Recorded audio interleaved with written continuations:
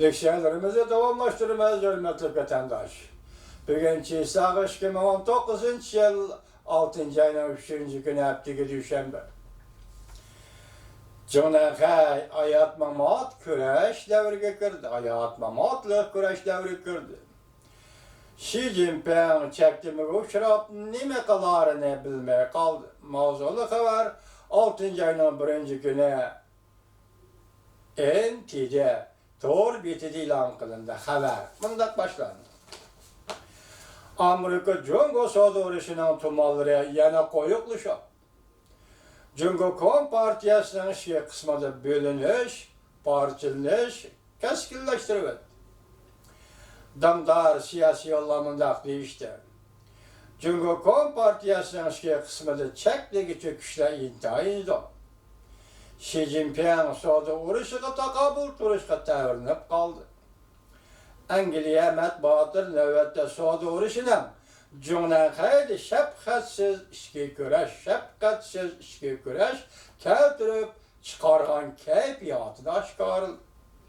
Sen o'lmasam, men tirilmayman. Men tirilmasam, sen o'lmaysan deydigan darajaga, ya'ni hayot qilish va mamat halok bo'lish darajasiga yetib keldi. Tayvanlik professor Dong Liwen mundaq ko'rsatdi. Jungo Amerika savdo urushi qarta Xi Jinping taqobil turishga tayyorlanib qoldi. Solchilardan tortib o'ngchilargacha tayyorlanish boshlandi. Qarshilashish yoki yarishish, Amerika bilan qarshilashish yoki yarishish ishki qismda chekligi chiqishlar intayin zo'r edi. Bu talash tortishga tushdi. U tahlil qilib mundaq ko'rsatdi. O'tgan yili Amerika Jungo savdo urushini hal qilg'ili bo'lmadi. Xi Jinping sharq shimoliga yugurib berib, o'z kuchimizga tayinib ish ko'ramiz degan edi. Savdo urushi boshlanganda shunday qilgan edi. Xeylan jangga yugurib berib, Xi Jinping o'z kuchimizga tayinib ish ko'ramiz degan edi.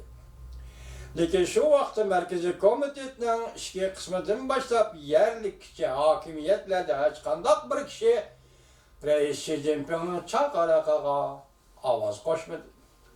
Shu yil 10 ayning oxirida Xi Jinping Janubiy Jungoni ko'zdan kechirganda mundaq ko'rsatdi. O'ylaqa Deng Xiaopingni doğrab bu yoqqa berib so'zlayotgan ish bor. Janubiy Jungoni ko'zdan kechirganda mundaq ko'rsatdi. Tashqari dunyo ishni chivitimiz bundaq o'ng va so'lg'i tayyorlash yaqindalar, ya'ni yuzbar. O Janubiy Jungoni ko'zdan ko'chirgan nima dedi? Tashqari dunyo ishni chivitimiz yaqinda Amerikaga serak to'pa eksport qilish yoki qilmaslik to'g'risida tanlash kelib chiqib, Xi Jinping serak to'pi ishlab chiqara oladigan Zhejiang o'lkasini ziyorat qildi. Ya serak to'pi eksport qilish masalasida Amerikaga zarba berishni e'lon qilmadi yoki pozitsiyasi yumshab ketdi. Amerika Jungoni serak to'pi urushi qilishga qarshi tayyorlanishga boshladi. Jungo taraf shuning bilan to'xtab qoldi.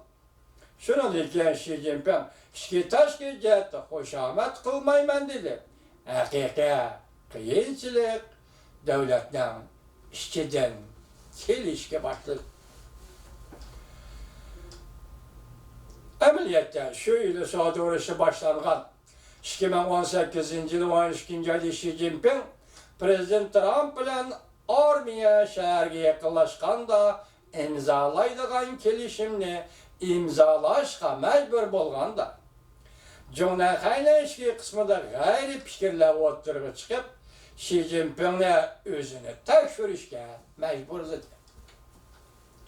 BBC xabar qilib bir chog'da mundaq ko'rsatgan edi.